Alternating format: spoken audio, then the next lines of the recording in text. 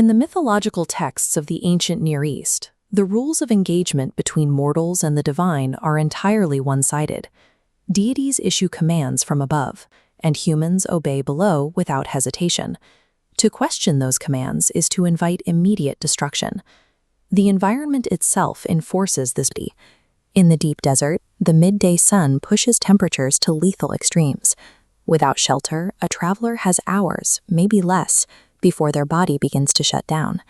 It is during this peak heat that we find an elderly nomad named Abraham sitting in the shade of his tent door.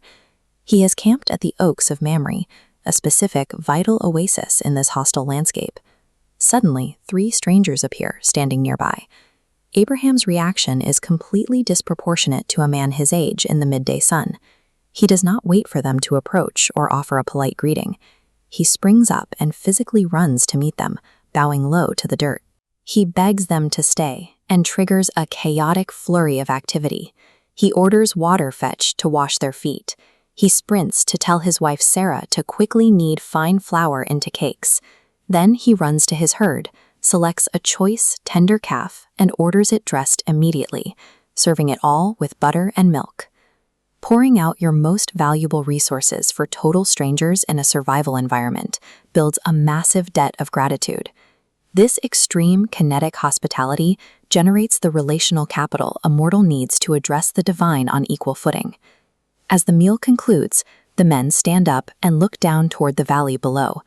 Their gaze fixes on a specific destination, the cities of Sodom and Gomorrah. At this exact moment, the text gives us a look directly into the mind of God. He asks himself a question that breaks with all ancient precedent. Shall I hide from Abraham that thing which I do? The reasoning is laid out explicitly. God notes that Abraham has been chosen to build a great nation, specifically so he will teach his children and his household to keep the way of the Lord by doing justice and judgment. God then shares his itinerary. The outcry against Sodom's grievous sins has grown so loud that he is going down to investigate personally. If the reality matches the reports, the city will be wiped from the map. Omniscient beings do not need to pause for field investigations. By vocalizing this plan out loud, God intentionally creates a moral vacuum. He is leaving a deliberate silence, inviting a mortal to weigh in on the boundaries of divine justice before dropping the hammer. 2 of the visitors turn their faces and begin walking toward Sodom. Abraham is left intentionally standing alone before the Lord. Instead of backing away in reverence, Abraham actually steps forward. He closes the physical gap to confront his Creator. He delivers his thesis directly. Wilt thou also destroy the righteous with the wicked? He then pushes the argument to an extreme edge, holding God accountable to God's own standard. He demands, "That be far from thee to do after this manner. Shall not the judge of all the earth do right?" Abraham is taking a direct swing at the ethics of collective punishment. He argues that wiping out innocent people as collateral damage in the pursuit of the guilty is a failure of justice. This counter tracks the threshold of salvation for the city as the negotiation begins. Abraham sets his initial anchor high. He asks if God will spare the entire place if he can find 50 righteous people living inside. God agrees. Having established the principle, Abraham immediately begins to chip away at the total. He wraps his audacity in extreme verbal deference, reminding God that he is but dust and ashes, before pointing out that it would be a shame to destroy the city for a mere lack of 5 people. He asks for 45. God agrees again. The pace quickens. Sensing his advantage, Abraham presses harder, dropping the required number to 40. God yields.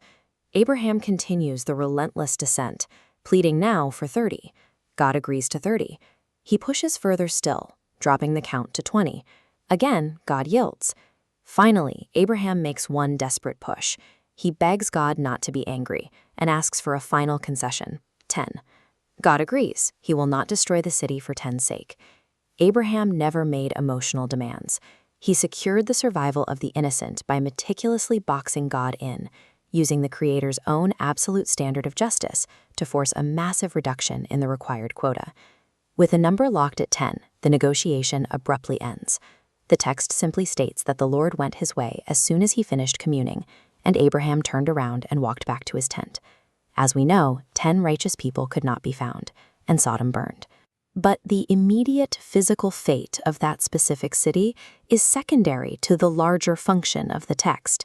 This sequence establishes a new standard. Individual righteousness carries its own weight, independent of the collective guilt of the surrounding society.